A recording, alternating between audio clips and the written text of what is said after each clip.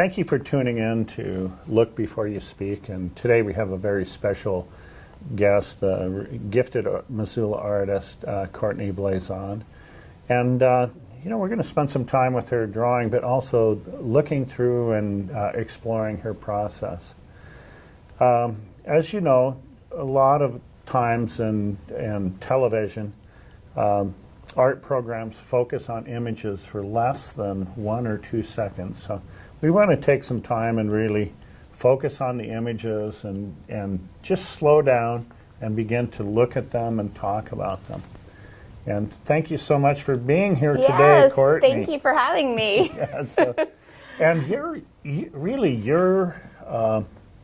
kind of known as a draftsman and someone who can draw. Yeah. I am, which is exciting because it's quite literally my favorite thing to do. So that's good. So. And you were explaining you branched out into using the tablet as well as working on paper or a paper matrix. Yes. I picked up the tablet using the Apple Pencil. Last Christmas. I decided I was going to dive in and see, because just as a working artist, I wanted a medium that I could do actual jobs for people that maybe was a little more mobile for me. So if I had a day where I had a bunch of meetings or something, I could just bring this with me and still be able to work in between things.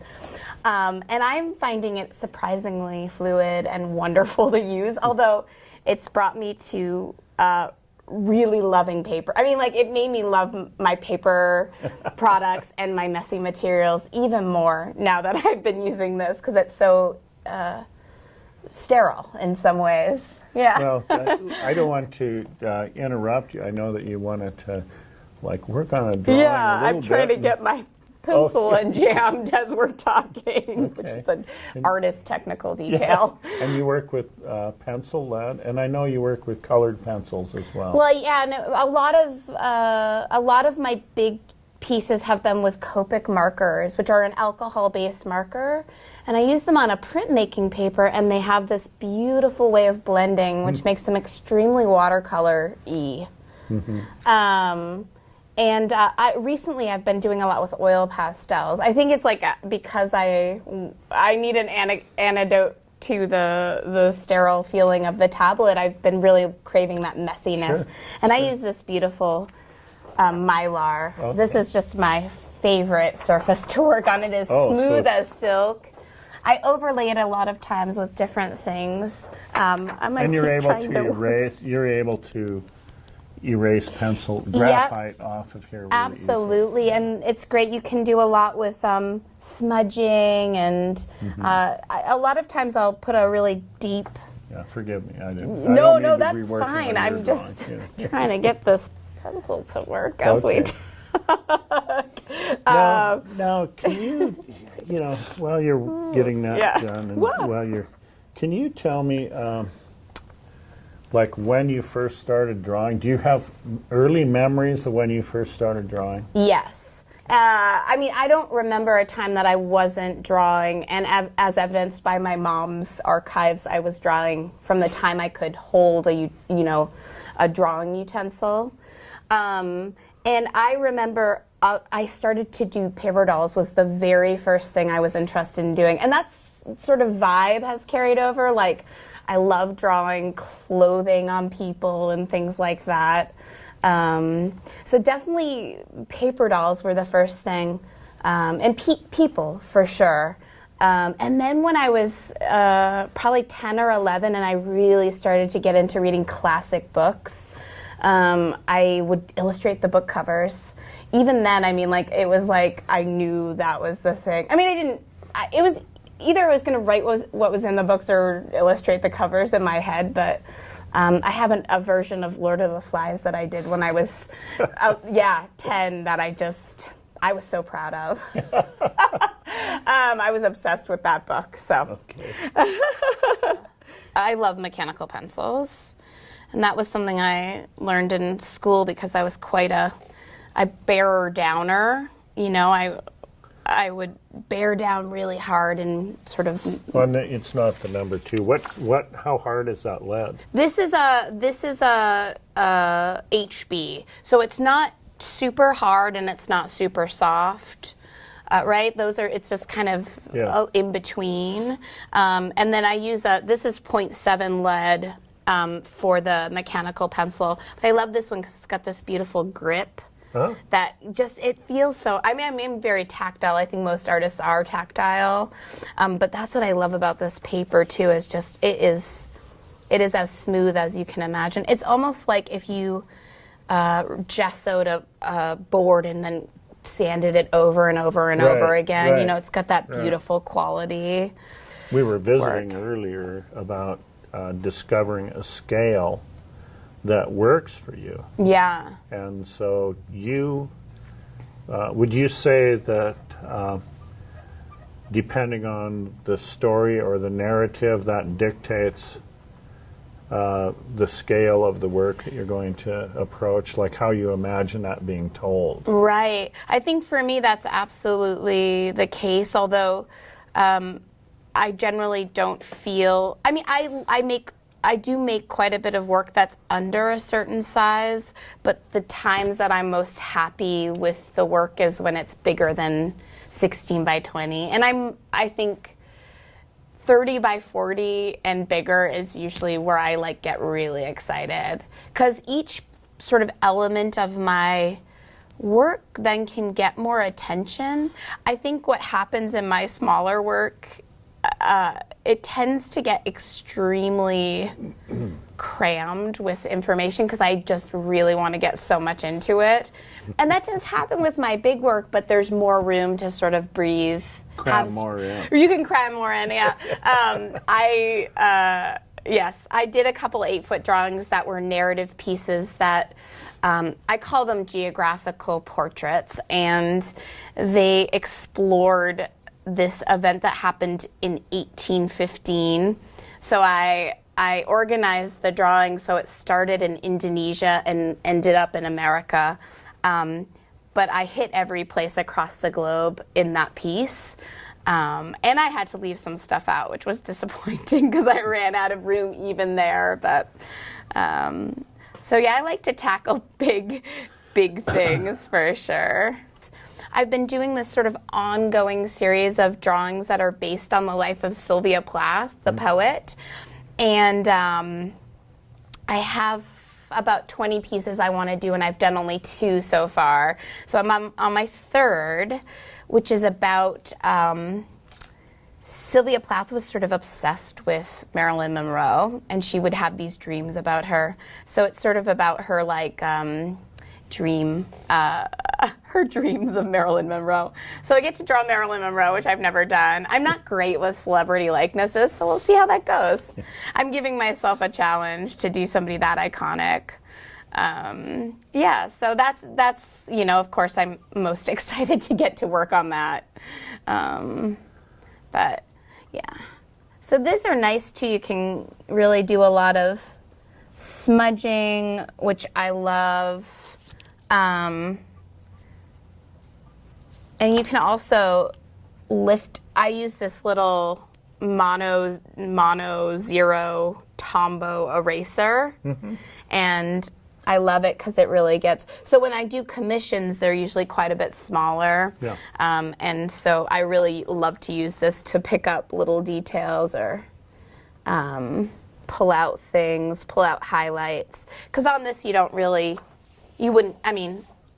usually use white on it. You just let the paper, or Sure. Yeah, and I love this too because you can lay lots of cool, when you have something underneath, you can get a whole different, a lot of times I'll lay these drawings that I do on top of old wallpaper and things, and then it'll give us this whole other layer of sort of depth. And I'm not really sure what I'm creating. I'm just kind of, as we chat, going for it. That's okay. I really appreciate you, just talking about your process. Yeah. And you mentioned, when you were in, say, high school. Yeah. Then all of a sudden, you probably were identified as an artist in the school. And can you talk a little bit more about that? Like, you know, did your peers have expectations of you? Did they say, well, she's going to go away to art school, she's going to be the art star, Right. things like that? Yeah, I think so. I mean, I think the most remarkable thing about sort of having that sort of be the thing that people know you as is, well, once you get to art school, you realize you're in a school full of people who were also the art stars in their high school, so it kind of puts you in your place a little. Humbles you. And I think some people don't make it through that feeling of like, oh my gosh, I'm not the best here. That's for gosh darn sure. Yeah. But for me, I think the thing that I loved so much about being that, and because I started to draw so young, and through other sort of life things, I was taken out of school for a while, and when I got back to school, I was just somehow being separated from my peers had given me this feeling of like, oh, I can be whatever I want. I don't have to be the same person. So from very young, I was quite a different person. So I think the thing that art or being an artist gave me was this feeling of like, people just kind of said, oh, she's just an artist. Which is not. It's like giving you permission. Giving me permission to just be as sort of strange as I wanted. And because I wasn't like, I didn't ever suffer from like any social anxiety issues or social behavior issues. Like, I was always really nice and friendly. As far as we know. As far, yeah. But it gave me this like sort of like, I always had this like escape, like people would just be like, oh, don't pick on her, she's just the artist here. Like, it was a nice thing to just be that. And then when I got to art school, I was like, oh, we're all weirdos, which is kind of great. But then it's like, what level of... But then once you get to art school, you start to go, but this is not a competition for that. Yeah. Like, it's more just like, what are you actually going to do with this? Yeah. Oftentimes people, when they get to art school, they're also just becoming an adult. Absolutely. So there's all of these emotional changes. Yeah. And then you're thrown in with all these other really gifted people. And when you're talking about an implosion, I think it is coming to grips with adulthood. Yes, absolutely. And then you're just going, well, I'm not going to be creating. I mean, that became clear as well when I was in art school. Like, you know, the way that I am going to be able to make this a job is more just from my sheer willpower. But it is hard. It's hard. It's like I went to the School of the Museum of Fine Arts in Boston, which at the time that I went was as untraditional as a school can possibly be. And the youngest student was 16 and the oldest was 85. And it was a school of, I think, 350, just oddballs, like very, very odd people. And that's hard. That's hard to get used to because some of these people are absolutely brilliant, and you realize you're not going to be that. You're not brilliant. You're not brilliant like they are, but you are. You find the other things you are within that, you know, and it brings you down to earth a little bit, in a good way. Yeah. You start to view, or I started to view my ability to draw and my need to be artistic as more of like just something that I could take into life in a more, not a mundane way, but like I didn't need a spectacular life, but what I did need was to make art my job. Yeah, so it's a way of coping with life. Yeah, A absolutely. coping mechanism? Yeah, okay. Yeah, absolutely. Yeah. I think so many people, and I've heard musicians say this, that, you know, I'm not the natural virtuoso. Yeah. But I have a ritual of working that I've learned this instrument. Yeah. And I'm really rewarded by the ritual. Absolutely. Yeah. I think that's very accurate. Yeah, and I think visual artists are very similar in that way. I mean, the ritual is really important. It's very important, and I think just the always practicing your tool, or practicing, is extremely important. Your discipline. Absolutely. I think that's why I know other artists who don't. They have expressed to me the feeling that perhaps if they had to do art as their job, it would feel stifling to them, and I can understand that. But when I'm doing work for other people, I just think to myself, I'm just getting better so that when I go to my own work, it's faster, it's more fluid. I don't have to spend my energy learning how to draw something. It comes very naturally now.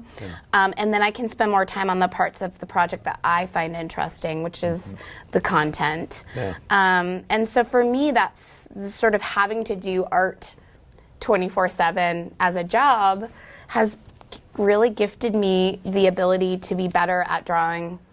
What are some things that have been really you feel stifle you as an artist? Yeah. What are some things that hang you up or like? Well, I mean, this is a little bit more about the business of it, but like for me, what's stifling is that like I am expected to, I just have to do a lot of administrative tasks, like in order to actually do this as a job. Those are extremely stifling. During the day, having to answer emails or phone calls or those things can, because artists really need extended periods of time. And I have to say that I'm at my happiest when I can have like a 20-hour marathon just straight, because I can get extremely focused. And so when I'm constantly interrupted, I think that to me is like that's really hard for me. Yeah. So the interruption of isolation. Yeah. Because if I'm just isolated and I have 2 full days that are clear and I've got nothing else to do, I'm just so happy. Yeah. Because then I know that I can really get to that place where my ideas can evolve, because I'm extremely organized about how I start a project, and I have a lot of note-taking that I do and things like that. But once I get into the drawing, I just space out, and I don't know how to explain that. I think other artists might understand that, but it's like anything you do in life that gives you sort of a feeling of like utter relaxation. That's what, once I'm into a drawing, I just feel like I can separate parts of my brain out. Like one part of my brain can be spacing out about watching a TV show while I draw, and the other, and my hand is sort of taking over. And that to me is like the best feeling in the world, because then you look down and you're like, oh, wow, what did I just do? And I think that comes with time, a little bit of doing something. It's if I was a baker, I would just be able to bake and be able to have conversations with the people in the kitchen with me and things like that. Sure. So it's I was thinking of when I was in graduate school. They were saying, and this I think relates to artists particularly, but when you go through school, all of a sudden, by the end of high school, there's 2 or 3 identified musicians and 2 or 3 identified visual artists, and then they go away to school, and they're put in with a group of like-minded and like experience, and there are probably, say, 20 to 30 of those, and by the end of the 4 years, there's 2 or 3 really left. Yeah, absolutely. And then they go on, and then to go into the world as an artist. I mean, it's been the way that I guess our cultures help select practicing artists out in the world. Yeah. And there's a lot of I don't want to say mortality in how it, but there's a lot of fall off. Yes. In the practice of art. I feel like I benefited so much from, I had really, really amazing art program. I went just to a public school in New Hampshire, which I think wasn't that great a school in a lot of other ways because I got straight A's and I wasn't a good student. But in art, they just had a really amazing art program. And by the time I was a junior, I had a private art studio in school. And it really gave me this sense, I mean, it was valued. I think because they cultivated this sort of like winning prizes in New Hampshire, they put a little bit more money behind it. But I think that gave me the feeling that it was a possibility. And if you're not getting that frequently, then how do you even know if it's a thing that you can, if you can't practice it daily, you're not going to know. And you mentioned the Missoula schools, and I just want to say something in defense. Oh yeah, I'm sorry. Sorry. I know that they're going through a lot of financial challenges right now, but and it is better in high school, right? The high school teachers here. Yeah, you're right. Yeah, I meant more. I was thinking of more elementary and school. And I'm talking generally about the state of education across the country. We have some remarkable teachers here in Missoula. And also, we have a lot of remarkable young people in this community that are artists. Oh, absolutely. Yeah. No. Especially in high school, because I know that the high school teachers are excellent. I take on some private students in my, because I have a multi-fingered way of making my living. Sure. And a lot of them, it's because they are only getting it once a month and their parents feel that they want to have a little bit more. Exactly. And I know that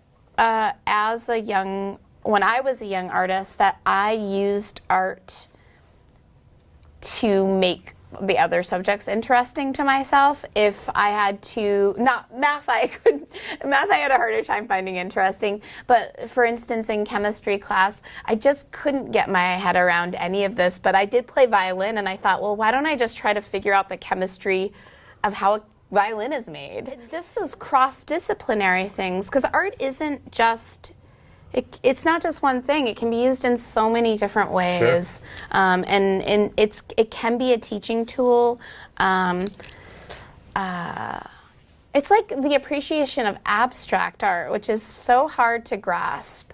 But like Ellsworth Kelly, and he makes these color fields. But the way they're put together, when you see it on the internet, or it doesn't, you think, what the heck? But when you're standing in front of an Ellsworth Kelly, and it's huge, and you're alone in a gallery with it, and the colors are making this vibration, and you can feel it, then you're suddenly like, the art is so much bigger than just an image. Because I don't know how to describe the feeling of hearing. You can hear those color fields playing against each other. I love that feeling too. I think that we're talking about this process of going through life and being an artist in different stages. And I think one thing it does is reinforce tolerance. Yes, tolerance absolutely. of other ways in which people think. And you're probably really stuck in the way that you make your choice. I mean, you're stubborn because they work for you. Right. But I just find many artists so tolerant because they're empathetic towards someone who's arrived at a different decision making that works for them. Yes, absolutely. Because getting to that decision making or getting to that place where you've gone, oh, this works for me. That's just huge in life for everybody, right? It's hard to, I don't know if this is true, but isn't just the process of getting older isn't necessarily knowing what you want. It's just identifying, like, these are the things that don't work for me. I know that much. And then sometimes you hit on a thing that you think, oh, this is really going to work for me. And for me, so when I went to this sort of alternative art school, once I realized this isn't giving me sort of the tools to I don't know how to make a career out of this, and that's what I really wanted to do. So I ended up transferring over to Parsons, which and going into the illustration program, and that ended up being a much better fit for what I wanted. The classes were much more about this is how you can make a career out of it. So that gave me this sort of, it gave me a lot of hope. Yeah, to that I could kind of, you know, because it's like you just want to have a job when you get out of college. Sure. And if you're an artist, there are a lot of avenues for that, or you can just make up your own sort of way that it can work. Well, and I find that there's an expectation that universities are like vocational schools now, and that you're going to have a job when you walk out. Right. Well, if you're an artist or a poet or a musician or a dancer, that's not so. It's, yeah. But when you think of the sheer numbers of jobs that people have in their lifetimes, the problem solving and the identity and the strength of your identity developed through the arts helps you Oh, absolutely. in life, in whatever careers you're going into. And I would make that argument. And, you know, it's I have no regrets about having a degree in art. Yeah. Yeah, I hope that most people who aren't sad that they did that, because it is a wonderful experience. Yeah.